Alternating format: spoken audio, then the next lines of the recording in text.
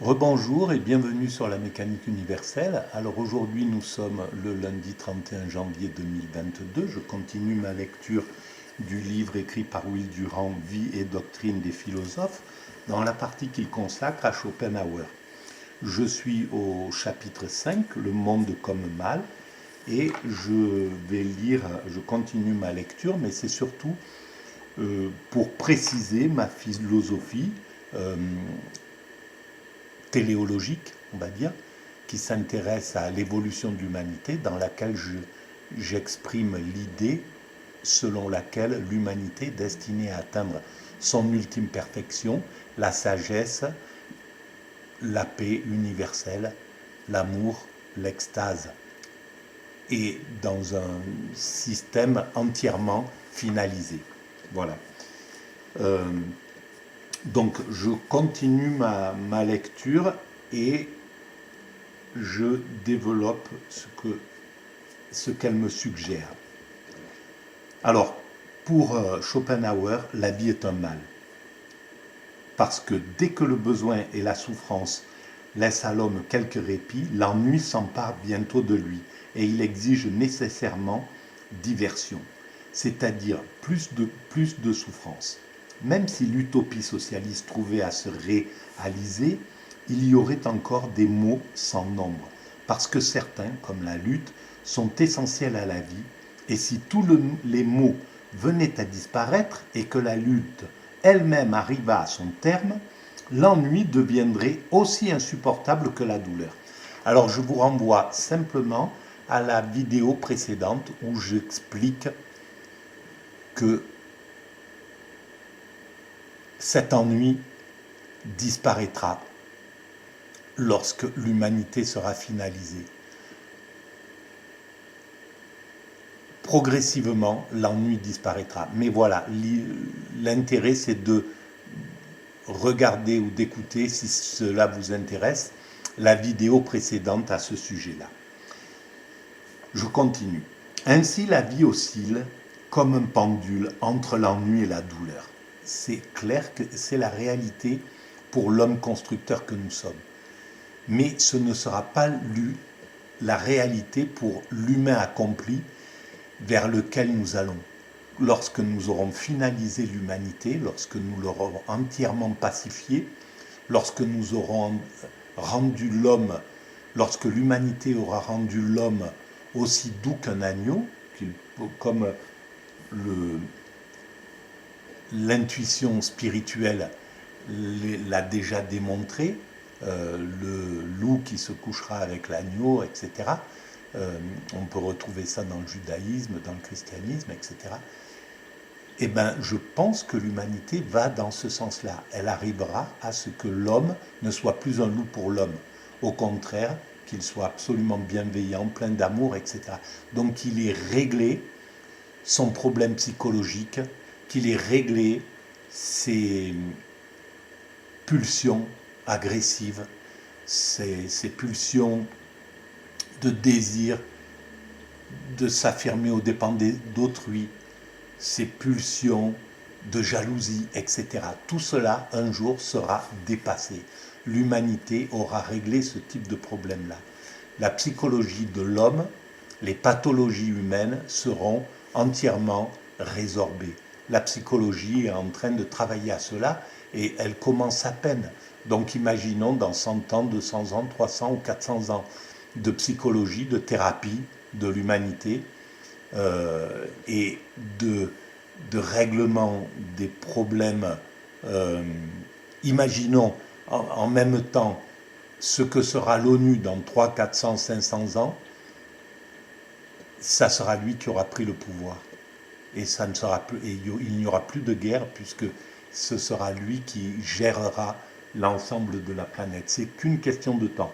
Pour l'instant, l'humanité résiste à passer à un système universel parce qu'il faut encore construire. Donc cette résistance a un sens, elle est logique. On ne peut pas d'un seul coup précipiter les choses. L'évolution humaine a sa propre mécanique, a son temps d'acclimatation. Et donc, pour l'instant, nous n'en sommes pas là. Nous sommes encore au niveau national, continental, et nous n'avons pas encore la possibilité de passer sur une organisation mondiale, même si nous avons construit toutes les structures, l'ONU, l'OMS, l'OMC, etc., l'UNESCO, toutes les structures sont déjà, la base, le squelette de ces structures sont déjà établis.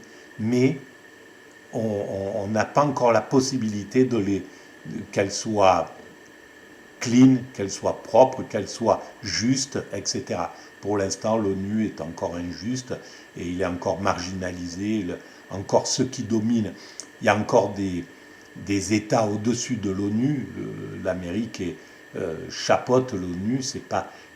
Il faudra que l'ONU devienne plus puissant que l'ensemble de tous les autres États. Ce qui ne manquera pas d'arriver. Mais ça prendra peut-être un siècle, 2 siècles, je ne sais pas, peut-être moins. Mais en tout cas, à un certain moment, l'ensemble des États feront allégeance à l'ONU et la paix universelle pourra être imposée par le Père des nations que sera l'ONU, un Père juste, bienveillant, etc. Quand l'homme eut traduit toutes ses souffrances et ses tourments par la conception de l'enfer, il ne resta plus rien pour le paradis, si ce n'est l'ennui. Plus nous réussissons à satisfaire nos désirs, et plus nous nous ennuyons. Il a tout à fait compris toute la mécanique, la carotte que la vie tend devant nous, et c'est là où on voit que le principe créateur, qui a créé cet univers, le vivant et l'évolution du vivant, l'humanité, et la façon dont il nous guide, dont il nous dirige, est tout simplement merveilleuse, c'est extraordinaire. Et c'est vrai que nous sommes obligés d'avoir des désirs en permanence pour ne pas nous ennuyer. Et malgré, voilà, par exemple, on voit les chefs d'État là actuellement qui l'ont été dans les années précédentes, leur désir depuis peut-être l'enfance, c'est de devenir chef d'État. C'est le plus haut sommet qu'ils peuvent atteindre. Ils finissent par l'atteindre. Ça a été le cas de Sarkozy, de Hollande, etc. Donc ils finissent par atteindre cet état-là. On pourrait croire qu'à ce moment-là, ils sont rassasiés, qu'ils ont réussi à éponger leurs désirs.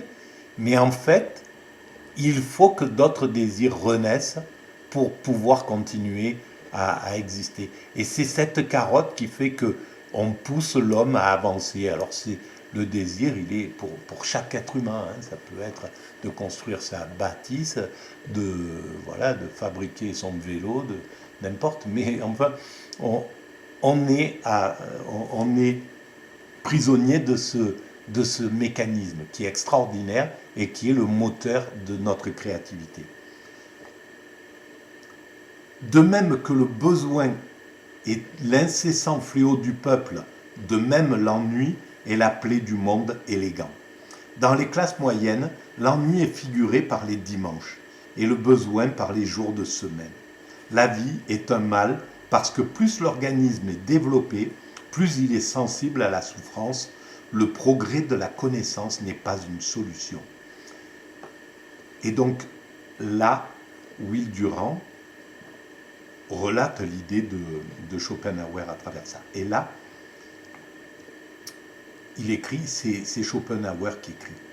Car à mesure que la volonté revêt une forme phénoménale plus accomplie, à mesure aussi la souffrance devient plus évidente dans les plantes, plus évidente. Dans les plantes, pas encore de sensibilité. Par suite, pas de douleur. Chez les animaux les plus infimes, les infusoires et les radiés, à peine un faible commencement de souffrance. Même chez les insectes, la faculté de recevoir des impressions et d'en souffrir est encore fort limitée. Il faut arriver aux vertébrés avec leur système nerveux complet pour la voir grandir. Et du même pas, que l'intelligence. Ainsi, à mesure que la connaissance s'éclaire, que la conscience s'élève, la misère aussi va croissant. C'est dans l'homme qu'elle atteint son plus haut degré. Et là encore, elle s'élève d'autant plus que l'individu a la vue plus claire, qu'il est plus intelligent. C'est celui en qui réside le génie qui souffre le plus.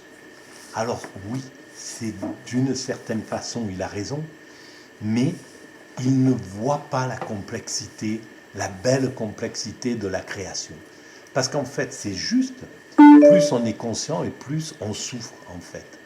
Mais plus on est conscient et plus on est clair de choses. Et plus on se rassasie de cette connaissance. Et plus cette connaissance nous anime, nous donne de la joie en compensation. Donc, il y a quelque chose qui nous permet, qui fait que le principe créateur est bienveillant avec nous. Parce que, par exemple, il nous donne, voilà un exemple très important que je mets sur la mécanique universelle, qui est mon site. Par exemple, notre conscience nous fait anticiper l'idée de la mort. Nous sommes vivants, mais nous savons que nous allons mourir. On pourrait être totalement affolé par cette idée-là. On pourrait en être traumatisé parce que c'est une idée hallucinante. Et comme les animaux, par exemple, qui seraient pourchassés et qui risquent leur vie, qui voient leur mort approcher, s'affolent complètement et essaient de s'enfuir. C'est tout à fait légitime. Pour l'homme, il y a une sorte de barrage qui s'est constitué dans l'esprit, qui est qu'on n'y croit pas à notre mort. On sait qu'elle existe, mais on repousse dans... C'est pas quelque chose qui nous préoccupe. Au fond, on n'y croit pas. On ne peut pas y croire dans notre... tant que nous sommes vivants. Et ça, c'est un mécanisme qui s'est construit, qui est donc possible dans la création pour l'homme. Le principe créateur pourrait avoir créé des êtres humains sans ce filtre, sans ce barrage, et qui souffrent le martyre du matin au soir, qui soient dans une terreur absolue et qui vivent quelque chose que de la souffrance, une torture inimaginable. Et là, on voit que le principe créateur, puisque moi je crois qu'il y a un principe créateur, Dieu en somme, que le principe créateur est bienveillant avec ses créatures, qu'il permet d'aller à la moindre souffrance. Alors oui, l'humanité a plus de sensibilité, plus de souffrance, parce que sa sensibilité, sa capacité d'aimer est plus développée, elle est plus intense que les primates naturels qui vivent dans la nature, par exemple. Mais elle a la compensation de chercher, de comprendre, de connaître, de trouver des clés pour oublier que l'homme est mortel, par exemple. Voilà, nous sommes là dans un moment où nous avons perdu l'idée du religieux. Le religieux s'est un petit peu éloigné dans le monde occidental. Et bien, en compensation, les médias, le système, la consommation nous noie notre esprit, nous insonorise, fait que on ne peut pas vraiment réfléchir. C'est le système nous amuse. Voilà, c'est pour compenser ce moment où nous perdons, où la foi nous a quittés dans le monde occidental. Et donc le sens, donc le fait qu'il y ait quelque chose de bien possible après notre mort. Et bien, à ce moment-là, le système a trouvé ça naturellement, intuitivement, son soin à travers cette distraction inouïe qu'on a du matin au soir par ce néolibéralisme, par le libéralisme qui nous amuse et qui nous empêche en fait de nous poser des questions et de réfléchir vraiment à cela. Et là, maintenant que nous avons besoin de le faire, eh ben, un virus est en train de nous remettre cette idée devant nous et de nous demander de le gérer d'une autre manière. Donc, de sortir de ce néolibéralisme, de ce tourment, de ce tourbillon que le marché nous a mis dans la tête depuis 40 ans.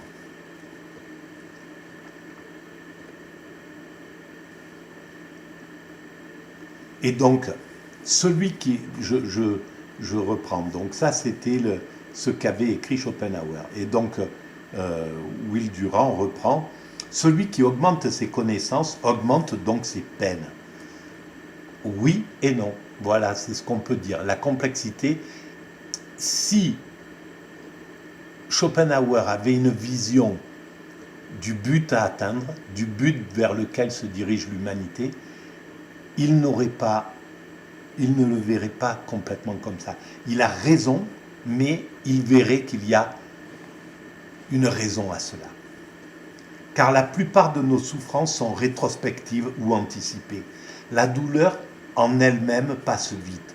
Combien plus pénible est la pensée de la mort que la mort elle-même? Eh bien oui, mais en même temps, justement, c'est ce que je dis. C'est parce que je découvre en même temps que je lis ce texte. Et la pensée de la mort, oui, mais quelque chose filtre, empêche que ça soit aussi violent que ça pourrait l'être. Enfin et surtout, la vie est un mal parce que la vie, c'est la guerre. Partout, dans la nature, nous voyons la lutte, la rivalité, les conflits et une alternance destructrice de victoires et de défaites.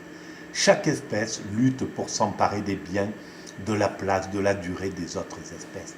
C'est vrai que c'est notre mécanique. C'est vrai que nous sommes encore primaires à ce niveau-là, que nous sommes encore extrêmement primitifs, vraiment archaïques. Nos dominants sont archaïques, parce que c'est eux qui engendrent, ce n'est pas les peuples qui réclament les guerres, c'est les dominants. Mais ils sont à ce niveau-là, parce qu'il faut encore que ça soit comme ça. C'est comme ça qu'on se rencontre, c'est comme ça que les choses se résolvent. Pour une part, parce que pour une part, par exemple, là, depuis 40 ans, le marché unifie l'humanité. C'est le marché qui fait que la mode, elle est la même chez les Inuits, chez les aborigènes, chez les occidentaux, en Afrique, etc. Donc le marché a tissé des liens entre les pays, entre les peuples. Il a commencé à tisser des liens avec la Chine, qui était avant fermée, avec la Russie, qui était avant fermée, etc. Et progressivement, on tisse ces liens-là. Et évidemment, l'homme est encore, les dominants sont encore victimes de leur, comme les autres d'ailleurs, victimes de leur pulsion. Et donc, il faut qu'ils aient un ennemi. Et donc, les États-Unis ont besoin d'aller provoquer certains pays pour avoir un ennemi, pour asseoir leur domination, etc. On en est encore à ce principe. Il est encore là. Et peut-être qu'il y aura besoin encore de destruction et de reconstruction. On sera encore à ce niveau-là. Mais même la guerre a diminué. Les Grecs partaient en guerre chaque année. Nous n'en sommes pas à ce degré-là. Donc, progressivement, la guerre se dévaluera. Et lorsque l'ONU deviendra le patron de l'humanité, lorsque l'ensemble des pays auront fusionné pour devenir l'humanité ensemble, pour que ça soit fini, le nationalisme et tout ce qui peut engendrer les violences, peut-être dans 3, 4, 5 siècles, je ne sais pas, à ce moment-là, la paix sera accomplie. Et c'est ce qu'ils ne voient pas. Alors oui, effectivement, aujourd'hui encore, la guerre, la lutte, toutes ces visions négatives, toute cette évolution par la destruction et reconstruction est encore valable. Mais ce n'est pas quelque chose qui est destiné à accompagner l'humanité jusqu'à la fin des temps. Donc, Schopenhauer écrit plus loin. Le jeune polype à bras qui sort du vieux comme un rameau et qui s'en sépare ultérieurement lui dispute, lorsqu'il est encore attaché à lui, la proie qui peut se présenter, si bien que l'un l'arrache à la bouche de l'autre. Dans ce genre, la fourmi bulldog d'Australie présente un exemple frappant. Lorsqu'on la coupe en deux, une lutte s'engage entre la tête et la queue. Celle-là commence à mordre celle-ci, qui se défend bravement avec l'aiguillon contre les morsures de l'autre. Le combat peut durer une demi-heure, jusqu'à la mort complète, à moins que d'autres fourmis n'entraînent les deux tronçons. Le fait se renouvelle chaque fois. Et c'est marrant parce que dans mon œuvre picturale, qui était avant la philosophie, il y a j'ai travaillé sur un même corps qui s'agressent mutuellement. À partir d'un même être, il y a deux têtes, c'est un être à deux têtes, et les deux têtes se battent. Et je ne connaissais pas cette histoire des fourmis. J'avais fait ce travail de peinture de façon tout à fait intuitive, sans réfléchir. Je pensais à la lutte fratricide. J'avais cette idée déjà. Une grande partie de mon travail en peinture a été le tremplin de la philosophie que je développe. Je continue. Jungan raconte avoir aperçu à Java une plaine couverte d'ossements à perte de vue et qu'il prenait pour un champ de bataille. Ce n'était pourtant, et rien de plus, que les squelettes de grandes tortues qui, au sortir de la mer, prennent ce chemin pour aller déposer leurs œufs. Elles sont alors assaillies par des chiens sauvages qui, réunis en troupe, les renversent sur le dos, leur arrachent la carapace inférieure, les petites écailles du ventre et les dévorent ainsi toutes vivantes. Mais souvent alors, un tigre fond sur les chiens et les dévore à leur tour. C'est pour cela que ces tortues sont nées. Ainsi, la volonté de vivre se refait constamment de sa propre substance et, sous les diverses formes qu'elle revêt, constitue sa propre nourriture. Oui, bien sûr que c'est comme ça, la vie, mais ça n'est pas une fatalité. L'humanité est là pour sortir de ce mécanisme-là. Et c'est peut-être justement, je viens de prendre conscience que c'est un des grands enjeux de l'espèce humaine. C'est incroyable qu'elle puisse se libérer de cette violence des prédateurs et de eux-mêmes comme prédateurs, de l'homme comme prédateur. On peut se libérer et sortir de ce mécanisme de la nature. Certaines espèces sont sorties de ce mécanisme. Les baleines, par exemple, non pas avant que l'homme soit son prédateur, et c'était bien récent, elles avaient quasiment écarté toute prédation. Entre elles, déjà, elles n'étaient plus prédatrices, et juste en grossissant, en passant en devenant énormes, plus personne pouvait. Elles ont écarté tous leurs prédateurs. Elles ont écarté la violence dans les combats pour la séduction, etc. Et c'est pour ça que sur la mécanique universelle, je prétends que les baleines ont déjà atteint l'extase, la béatitude, la sagesse vers laquelle l'humanité s'acharne à avancer. Voilà. C'est notre but. Les baleines l'ont déjà atteint d'une certaine façon. Ça, il n'y a que l'avenir qui pourra me dire si j'ai raison ou si j'étais un simple fou complet. Voilà. De toute manière, il y a de la folie dans mon travail et dans ma réflexion. Mais peut-être qu'il y a aussi beaucoup de sagesse. Ça, c'est le futur qui pourra en parler.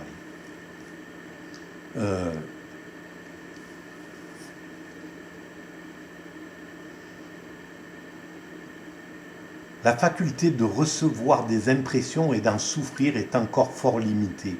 Il faut arriver aux vertébrés. Alors, où est-ce que je suis? Non, quel revêt.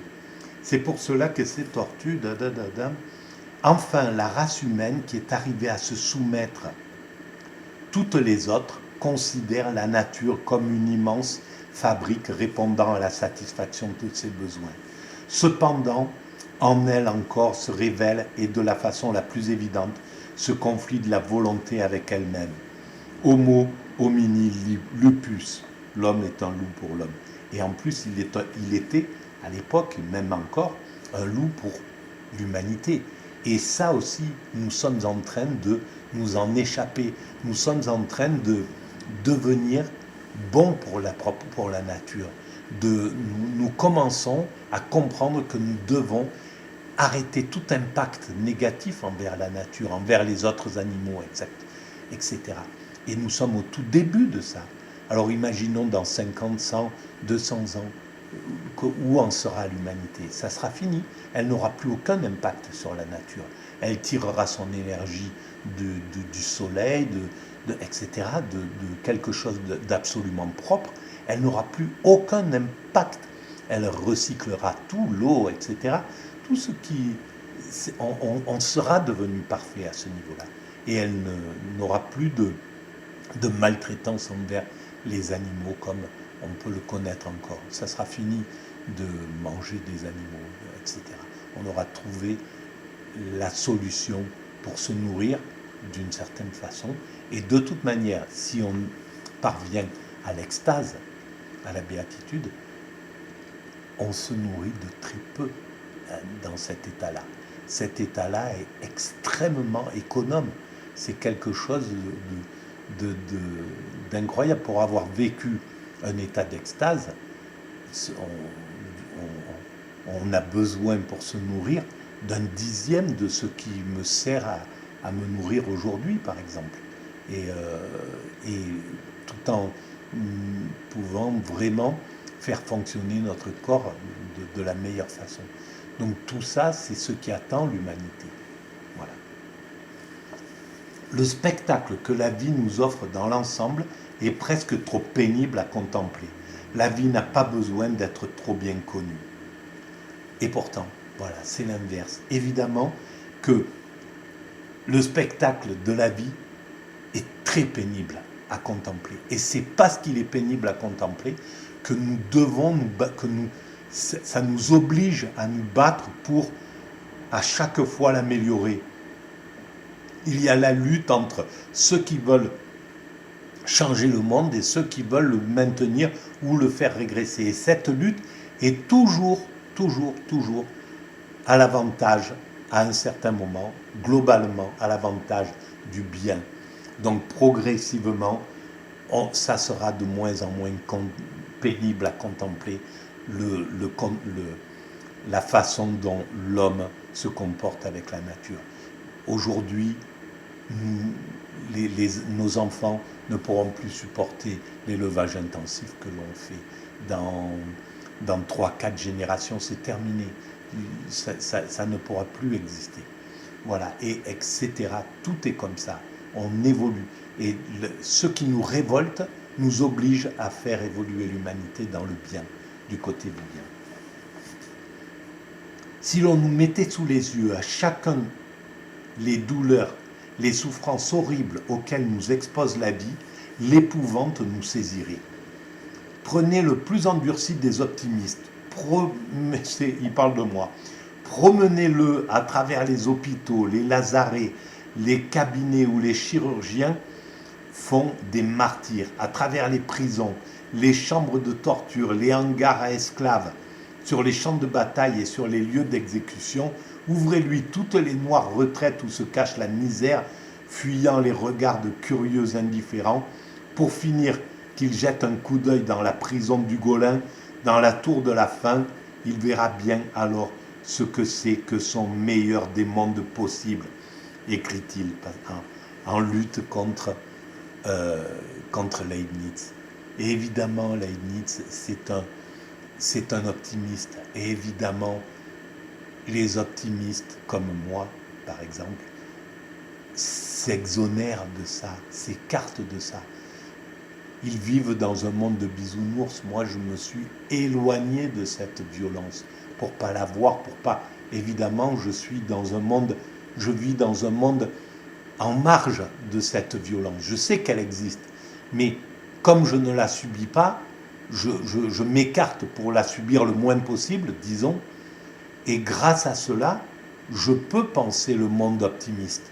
Évidemment que si j'étais immergé dans la violence, mais même celui qui est immergé dans la violence, quand il en sort, celui qui actuellement a vécu 10 ans de guerre en Irak, au Yémen ou en Syrie, qui est passé par les pires des choses, par un monde sans foi ni loi, par de la violence, par la torture, etc., qui sort de cela, c'est l'optimisme qui revient.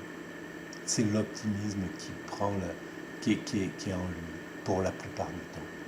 Donc il y a quelque chose qui est là. Cet optimisme, il n'est pas... C'est le pessimisme de Schopenhauer, comme le pessimisme de Nietzsche, leur sert à affirmer leur philosophie, qui est une philosophie, à mon sens, narcissique. Et donc, ça permet, avec cette vision négative, ça permet au monde narcissique de pouvoir dire, vous voyez bien, le monde est comme ça, donc je peux me comporter comme ça parce que le monde est comme ça. Si on ne se bagarre pas, on se fait abuser. Si j'abuse pas les autres, je me fais abuser. Sauf que c'est faux, c'est pas la réalité. Mais effectivement, le monde est dur. Et effectivement, si on faisait passer un homme par tout ce qu'il vient de dire, par tout ce que Schopenhauer vient de révéler, sans interruption, il sort de là absolument pessimiste. Mais ce n'est pas le cas. Mais quand il s'est agi de faire un ciel, d'en dépeindre les joies, alors la difficulté a été insurmontable. Notre monde ne lui fournissait pas de matériaux. Un poème épique ou dramatique ne peut avoir... Ah non, je suis allé... le meilleur des mondes possibles. Et d'ailleurs, d'où le Dante a-t-il tiré les éléments de son enfer, sinon de ce monde réel lui-même? Oui, bien sûr. Pourtant, il en a fait un enfer fort présentable. Mais quand il s'est agi de faire un ciel, d'en dépeindre les joies, alors les difficultés ont été insurmontables. Notre monde ne lui fournissait pas de matériaux. Un poème épique ou dramatique ne peut avoir qu'un sujet, une dispute, un effort, un combat dont le bonheur est le prix. Mais quant au bonheur lui-même, au bonheur accompli, jamais il ne nous en fait le tableau. Parce qu'il n'avait pas pour l'instant le temps et il n'avait pas les moyens de voir la fin de l'humanité, de se pencher sur la finalité de l'humanité. Mais justement, Schopenhauer avait ces moyens-là. Il ne les a pas pris. Il les avait puisque Hegel était déjà passé par là. Hegel avait montré que l'humanité allait dans ce sens-là. Et il n'a pas voulu le regarder. Et peut-être que Dante, je ne connais pas assez son paradis de Dante, mais je pense que Dante, s'il avait pu projeter son esprit dans la finalité de l'humanité, ce qui n'était pas possible à son époque, c'est maintenant que ça commence à devenir possible d'imaginer la perfection humaine, le chemin vers la perfection, l'arrivée dans l'ultime perfection. C'est maintenant, c'est à partir de la mécanique universelle. Voilà. Et de façon orgueilleuse, je pense que c'est le départ. La mécanique universelle sera le départ de cette nouvelle pensée. Voilà. Et c'est orgueilleux ce que je dis là, mais je le pense. Ça a déjà été entrevu par les religions, par des penseurs, etc., par des philosophes, mais aujourd'hui, on peut l'éclairer de manière naïve. Il fallait un philosophe naïf comme moi, un philosophe qui n'a aucune technique philosophique. Il fallait un philosophe qui soit que dans l'intuition, qui n'ait pas fait d'études, qui ne soit pas un universitaire pour arriver à imaginer cette pensée-là. À travers 1000 difficultés, 1000 périls, il conduit ses héros au but. À peine l'ont-ils atteint, vide le rideau. Et que lui resterait-il sinon à montrer que le but même, si lumineux, et où le héros croyait trouver le bonheur, était pure duperie, qu'après l'avoir atteint, il ne s'en est pas trouvé mieux qu'auparavant. Alors c'est là où il faudrait savoir. Est-ce que Dante a amené son héros à la fin du paradis dans l'extase, dans la lumière, dans l'apothéose? Est-ce qu'il a entrevu l'extase? Peut-être, et peut-être que Schopenhauer a entrevu l'extase, le nirvana. Nous le saurons plus tard, mais il est possible qu'il ait entrevu, qu'il ait compris que c'était ça, intuitivement. Nous allons le voir, mais je suis vraiment content de pouvoir d'aller jusqu'au bout de cette... Je voulais m'arrêter un petit peu avant, parce que ça me paraissait long, Schopenhauer, et je vois que ça me permet, que Schopenhauer me permet, c'est peut-être le premier philosophe qui me permet de dérouler complètement la mécanique universelle. Voilà, merci Schopenhauer, merci Arthur, merci mon cher Arthur. J'espère qu'on se retrouvera là, en bonne compagnie, et que tu t'y amuses. Allez, à bientôt. Merci, au revoir.